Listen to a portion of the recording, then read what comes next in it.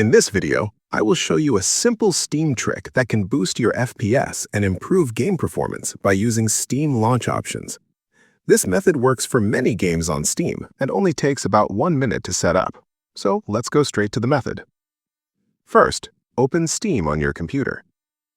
When Steam opens, click on Library at the top of the launcher.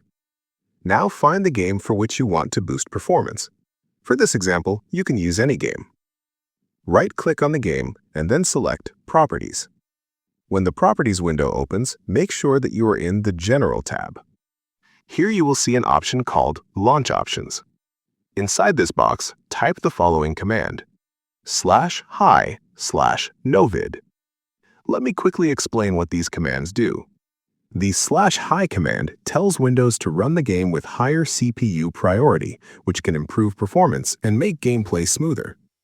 The /novid command skips the intro videos when the game launches, which makes the game start faster. After entering these commands, simply close the Properties window. Now launch your game from Steam like you normally would. In many cases, this small tweak can reduce stutters, increase FPS, and make your game launch faster. And that would be all for this quick Steam trick.